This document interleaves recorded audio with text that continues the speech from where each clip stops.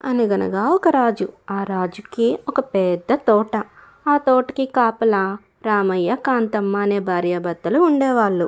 ఒకరోజు ఉదయాన్నే రామయ్య చూసేసరికి తోటలోని ఒక పక్కన చెట్లన్నీ విరిగిపోయి ఉంటాయి. చెట్లేంటి ఇలా విరిగిపోయినాయి? ఎవరు విరగ్గొట్టుంటారు? ఈ విషయం కానీ రాజుగారికి తెలిస్తే అసలు నన్ను ఊరుకోరు అని చెప్పి చాలా భయపడతాడు.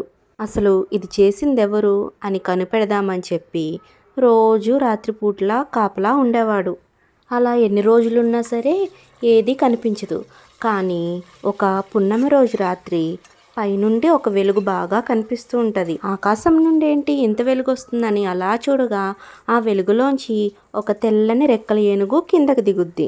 అది చూసిన రామయ్య తన కళ్ళను తనే నమ్మలేకపోతాడు. ఆ రెక్కల ఏనుగు తోటంతా తిరిగి మళ్ళీ పైకి ఎగిరబోతుండగా రామయ్య దాని తోక పట్టుకొని దాంతోపాటు పైకి ఎగురుతాడు. అలా ఏనుగుతో పాటు రామయ్య ఆ పైనున్న వింతలోకాన్ని చేరుకుంటాడు. ఆ వింతలోకంలో బంగారం, వెండి, వజ్ర వైడూర్యాలన్నీ కుప్పలు పోసి ఉంటాయి.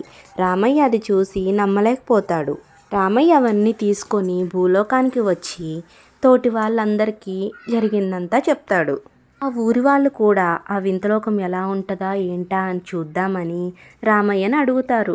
రామయ్య, ఈసారి చెప్పు, మేము కూడా వస్తాం, ఆ వింతలోకం చూస్తాము అని. రామయ్య సరే అని పౌర్ణమి రోజు కోసం ఎదురు చూస్తూ ఉంటారు. పౌర్ణమి రానే వచ్చింది. రాత్రి అవగానే ఆ పైనుండి రెక్కల ఏనుగు కిందకి దిగుద్ది. రెక్కల ఏనుగు ఎగిరి పైకెళ్ళబోయేటప్పటికి రామయ్య దాని తోక పట్టుకుంటాడు. ఇక మిగిలిన వాళ్ళు కూడా ఒకరి కాలు ఒకళ్ళు అలా పట్టుకొని ఆకాశంలో ఎగురుకుంటూ పైకి వెళ్తారు. అందరికంటే చివరిగా రామయ్య భార్య కాంతమ్మ వేలాడుతూ ఉంటుంది. ఇంతలో రామయ్య భార్యకి ఒక సందేహం వస్తుంది. ఇంతకీ మనం వింతలోకంకి వెళ్తున్నాం కదా, అక్కడ గుమ్మడికాయలు ఎంత ఉంటాయి అని అడుగుద్ది. అది విన్న రామయ్య ఇదిగో ఇంతుంటాయని ఏనుగుతోక వదిలేసి 2 చేతులు చాపి చూపిస్తాడు. అంతే, అందరూ ఆకాశం నుండి ఢామ్మని కింద పడతారు. ఈ స్టోరీ 90s కిడ్స్కి ఎంతమందికి గుర్తుంది? ఇదైతే తెలుగు 3rd క్లాస్ బుక్లో ఉంటుంది. ఈ మధ్యన ఒకసారి ఈశాన్ స్టోరీ చెప్పమని అడిగితే ఈ స్టోరీ గుర్తొచ్చి చెప్పాను. చాలా ఎంజాయ్ చేశాడు. ఈ స్టోరీ మీలో ఎంతమందికి గుర్తుంది? ఒకవేళ గుర్తు లేకపోతే ఈ వీడియో చూసిన తర్వాత ఎంతమందికి గుర్తొచ్చింది కమెంట్ చెయ్యండి. వీడియో కనుక నచ్చినట్లయితే లైక్ చేసి ఛానల్ని సబ్స్క్రైబ్ చేసుకోండి. ఇంకో మంచి వీడియోతో మళ్ళీ కలుస్తాను. బాయ్. స్టోరీ ఎలా ఉంది?